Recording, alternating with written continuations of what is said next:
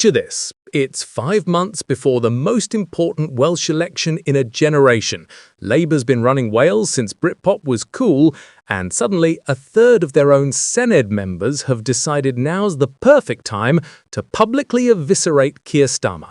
But before we proceed, please don't forget to hit the subscribe button for more updates on the UK political insight. Thank you. Brilliant timing. Absolutely brilliant. Welcome back to UK Political Insight, where today we're watching Labour's Welsh operation implode like a controlled demolition, except nobody's actually in control and the demolition is happening way ahead of schedule. Grab your popcorn because this civil war is spectacular. So let's get straight into the carnage. 11 Labour Senedd members, that's over a third of their contingent in Cardiff, have just signed a letter absolutely tearing strips off the Prime Minister. Not quietly, in a private meeting, not through back channels. They've published this thing for everyone to see. It's the political equivalent of airing your dirty laundry on Facebook and then tagging your boss in it. These aren't random backbenchers either. We're talking proper heavy hitters like Mick Antoniou, Owen Davies, Lee Waters. People who've been loyal Labour soldiers for years, and they're furious. The letter accuses Starmer of rolling back on devolution. Rolling back? That's not "we're disappointed progress is slow" language. That's "you're actively making things worse" language. They're saying Labour and opposition made big promises about devolving rail infrastructure, policing, justice, the Crown estate, reforming the Barnett formula, all the stuff that actually matters to Welsh governance. And now? Nothing. Worse than nothing. They're claiming Westminster is actually clawing back powers that Wales already has. The smoking gun example they give is the Pride in Place programme. This is a UK government programme operating in what's supposed to be a wholly devolved area, being designed and delivered from Whitehall. So Westminster's literally coming into Wales's lane and saying, yeah, we know this is your responsibility, but we're doing it anyway because reasons. Imagine if your neighbour started mowing your lawn without asking and then sent you an invoice. That's basically what's happening here, except with government policy and considerably less grass. Now here's where it gets really spicy. This isn't happening in a vacuum. This is 5 months before the Senedd elections in May. 5 months. Labour's been in power in Wales since 1999. That's 26 years. Most people reading this weren't even born when Labour took control in Cardiff. It's been so long that it's basically become part of Welsh identity. But now polls are suggesting they could actually lose. For the first time in over a quarter century, Labour might get booted out of Wales. And instead of rallying together and presenting a united front, a third of their Senedd members have decided this is the moment to publicly knife the Prime Minister. The timing is so catastrophically bad it's almost impressive. It's like deciding to have a massive domestic argument in the middle of a job interview. Sure, maybe you've got legitimate grievances, but could this not wait until after you've secured your employment? And Plaid Cymru are absolutely loving this. Mabon ap Gwynfor has come out swinging with a statement that's basically the political equivalent of pouring salt in the wound while dancing on the grave. He's saying Labour in Wales is falling apart, that it's a party in complete disarray with no influence over their London colleagues. Ouch. But then he goes further. He's calling out Eluned Morgan, the First Minister of Wales, saying she's chosen to defend Starmer rather than stand up for Wales time and again. That's brutal because it's painting Morgan as Westminster's puppet rather than Wales's champion. The accusation is essentially that Welsh Labour has become so subservient to Starmer's operation that they've forgotten who they're supposed to be representing. And when your political opponents can make that stick, when they can convince voters that you care more about pleasing your London bosses than fighting for Welsh interests, you're in serious trouble. Especially when 11 of your own colleagues are basically proving that point by publicly rebelling.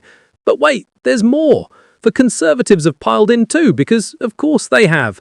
They're calling Labour's Welsh operation chaos, taking a dig at what they're calling the budget for benefits street, and positioning themselves as the only party with the backbone to deliver for every corner of the UK. Now, normally you'd roll your eyes at opposition parties kicking someone when they're down, but here's the thing. When your own team is doing most of the kicking, the opposition barely has to do anything except point and laugh. Let's talk about that Caerphilly by-election in October because it's the canary in the coal mine for what might be coming in May. Caerphilly is proper Welsh Labour heartland territory. This is not a marginal seat. This is not somewhere Labour squeaks through by a few hundred votes. This is bedrock. And Labour came third. Third, behind Plaid Cymru and Reform UK. They trailed in with 13,000 votes, down from their previous performance, while Reform went from getting 495 votes 4 years ago to over 12,000. That's not a swing, that's a tidal wave. Plaid Cymru won with a majority of nearly 4,000 votes and a swing of 27% from Labour, on a turnout of over 50%, which is actually pretty high for a by-election. So this wasn't voter apathy, people showed up specifically to reject Labour. Nigel Farage had pledged to throw everything at the campaign, desperate to win Reform's first seat at the ballot box, and while he didn't quite get there, the fact that Reform came second in a Welsh Labour heartland tells you everything about how the political landscape is shifting. And here's the kicker. If Caerphilly can fall, anywhere can fall. That by-election should have been a 5-alarm fire moment for Labour.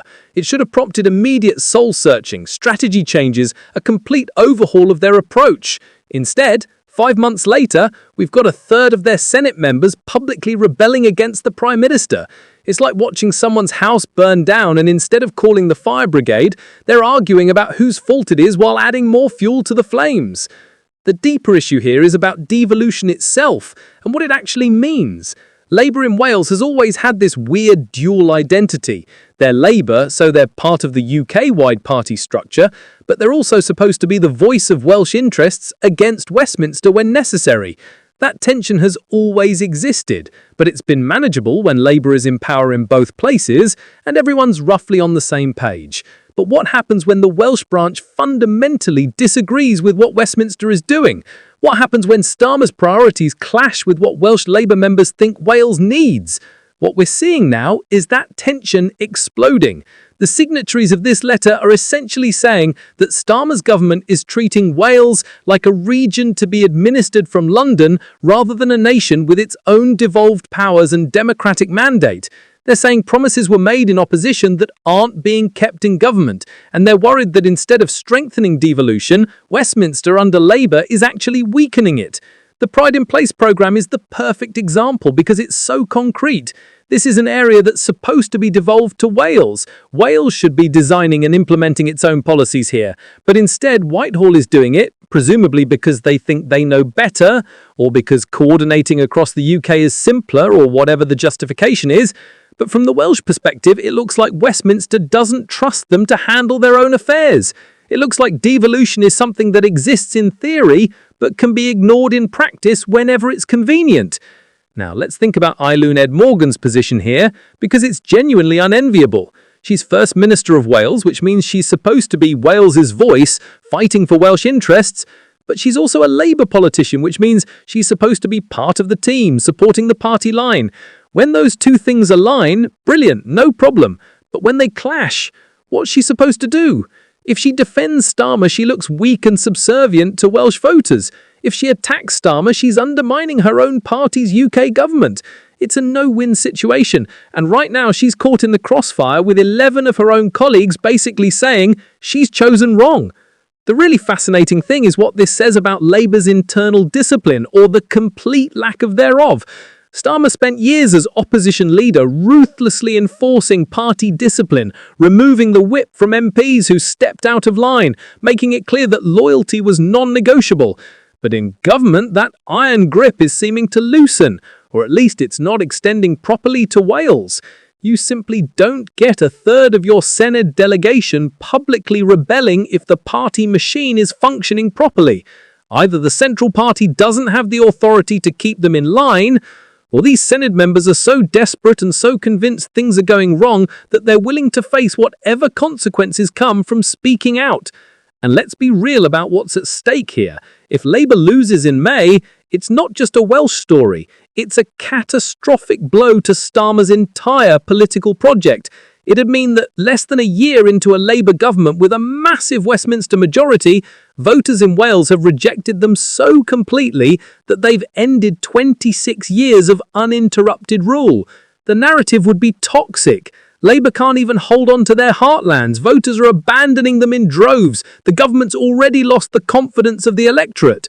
It'd embolden opposition parties, terrify Labour MPs in marginal seats, and fundamentally undermine Starmer's authority. So the fact that we're seeing this level of public disunity 5 months out is genuinely alarming for Labour strategists. They should be presenting a united front, showcasing their achievements, making the positive case for why they deserve another term. Instead, they're having a very public domestic about whether Westminster respects Welsh devolution.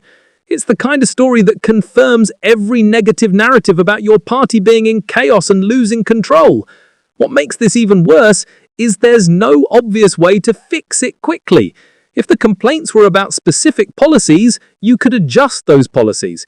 If it were about personalities, you could shuffle some people around, but this is about fundamental questions of power, respect, and devolution. You can't solve that with a press release and a photo op.